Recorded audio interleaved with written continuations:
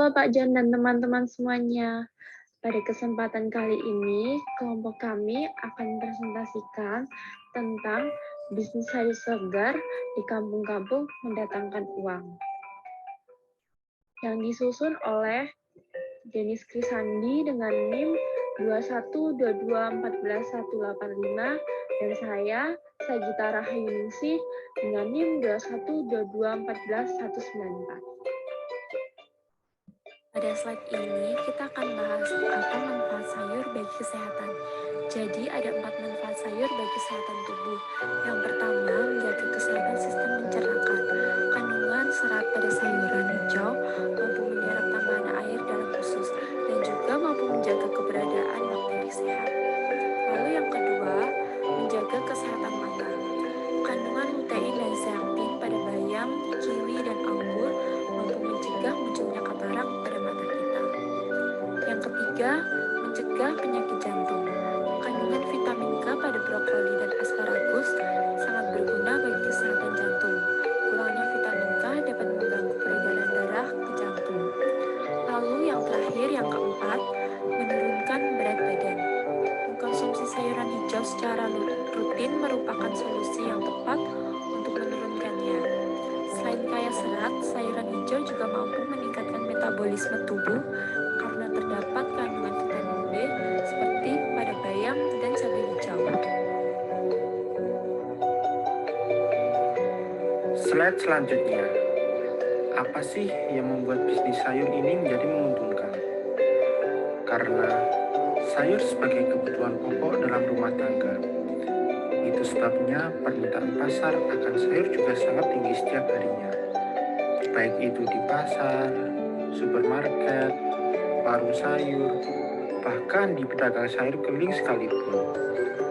Sayur menjadi kebutuhan yang wajib karena memiliki kandungan di dalamnya, seperti vitamin C, antioksidan, serat, zat besi, vitamin A, dan hal lainnya. Inilah mengapa bisnis sayuran dapat menjadi sebuah peluang usaha desa yang sangat menguntungkan. Keuntungan inilah adalah bisnis ini bisa dimulai dengan modal yang sangat kecil.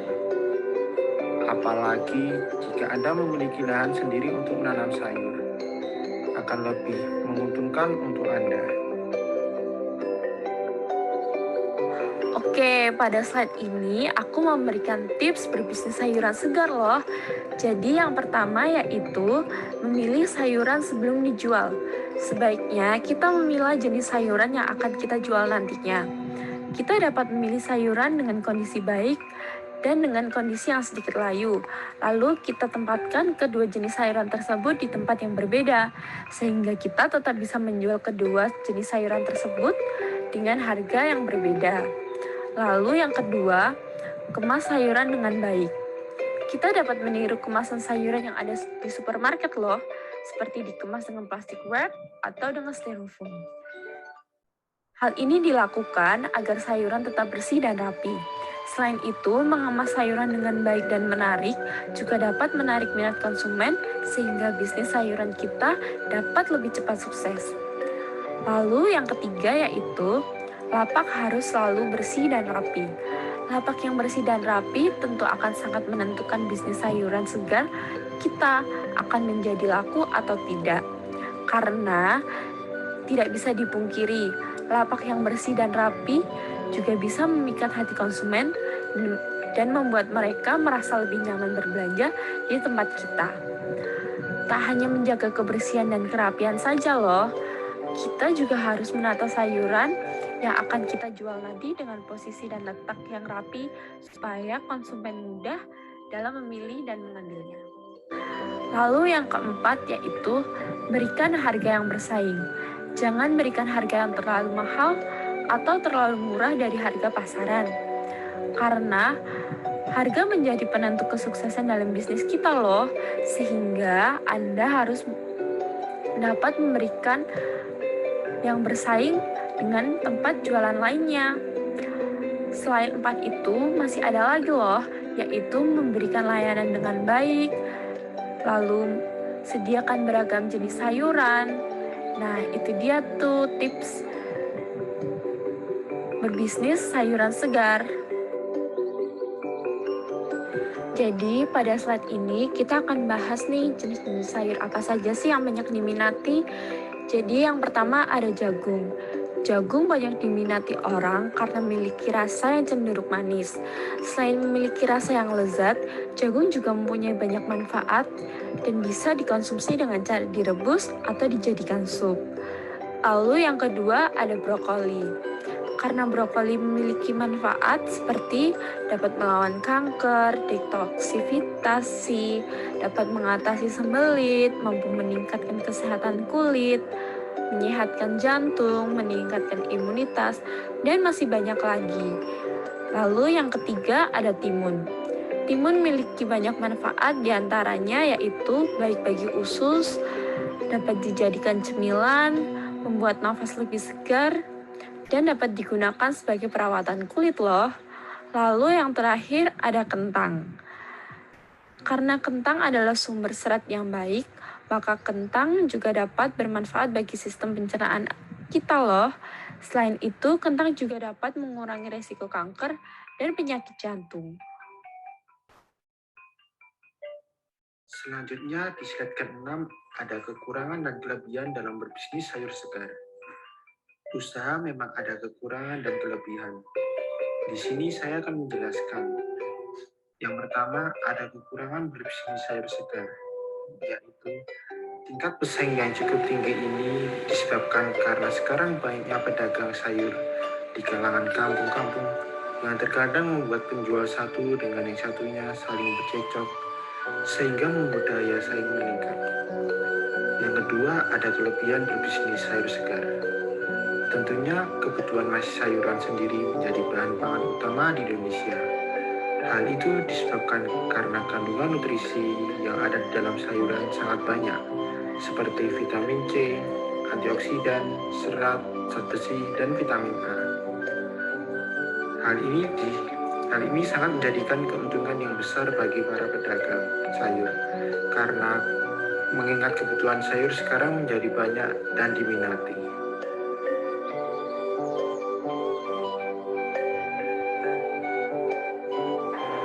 Awalnya saya berbisnis showbiz event organizer, tapi sekarang saya harus berjualan ikan dan sayur di masa pandemi ini.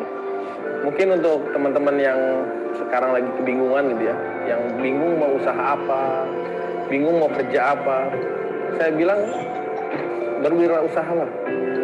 Karena jangan takut dan harus berani. Karena pasti ada rezekinya yang udah ditentukan sama Allah kalau kita mau berusaha gitu.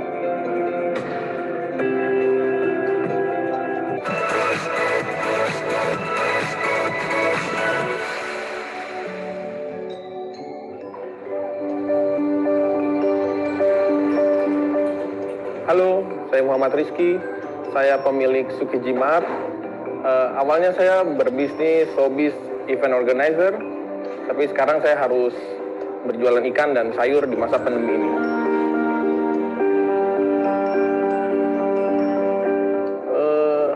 Sulit sekali harus menerima kenyataan bahwa bisnis yang saya jalanin di event organizer itu harus 100% ditutup. Karena kita tidak ada sama sekali pemasukan untuk di event organizer. Semua teman-teman event organizer saat awal itu memang benar-benar zero. Dari semula informasi awal tahun mengenai di Wuhan, saya udah berpikir gimana caranya seluruh karyawan ini masih bisa bertahan.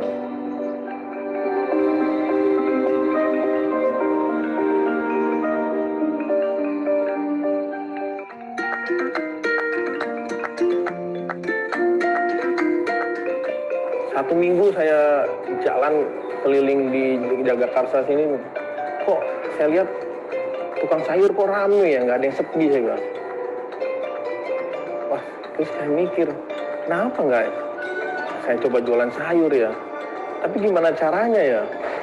Berhubungan sama emak-emak, gitu kan? Besoknya dengan modal 1.500.000 saya ingat. 1.500.000 tuh saya jalan pagi-pagi ke pasar, cek pasar, beli dikit. Awalnya saya cuma beli bawang merah, kentang, bawang putih, sama cabai. 1.500.000 itu saya cuma jual 4 item. Ya udah deh, saya kebenaran di kantor ada mobil bak nganggur. Ya udah, saya taruh di depan kantor di pinggir jalan. Saya gelar itu barang dagangan. Pokoknya gimana caranya ini sayur nggak habis. Alhamdulillah ternyata dalam waktu setengah hari habis semuanya. Akhirnya udah saya sama teman-teman kantor, karena saya udah panggil mereka untuk masuk kerja. Ayo kita pikirin deh, kita pikirin ini jadi serius, jadi bisnis baru segala macam. Ya udah bertahap, mulai dari buka lagi di pinggir jalan gitu ya, buka lagi sampai akhirnya kita relakan satu ruangan kantor kita untuk dijadikan minimarket.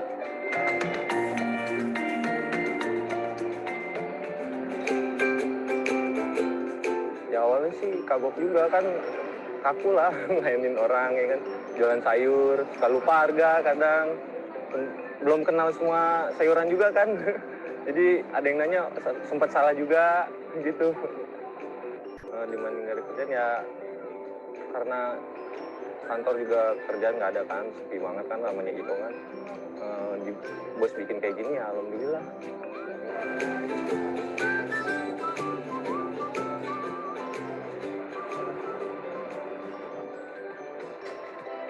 Kenapa namanya Tsukiji ya? Karena saya nggak pernah ke Jepang dan saya suka makan ikan. Makanya akhirnya saya cari tahu apa sih pasar ikan terbesar di Jepang gitu. Karena yang terkenal di Jepang itu kan ikannya. Dan saya pengen ke sana nanti. Ya mudah-mudahan ada rezekinya, saya ke sana. Mungkin untuk teman-teman yang sekarang lagi kebingungan gitu ya, yang bingung mau usaha apa, bingung mau kerja apa, saya bilang berwirausahalah. Karena jangan takut dan harus berani. Karena pasti ada rezekinya yang udah ditentukan sama Allah kalau kita mau berusaha. Kalau dari waktu itu mungkin saya sudah nggak punya pikiran untuk berbuat sesuatu, mungkin saya juga sudah jadi pengangguran di rumah sambil menunggu kapan izin dari pemerintah akan keluar untuk kegiatan-kegiatan event. Usaha itu nggak perlu modal besar, saya aja dari 1,5 sampai ratusan juta. Itu cuma modal niat, pantang menyerah, terus berinovasi, dan berani berubah.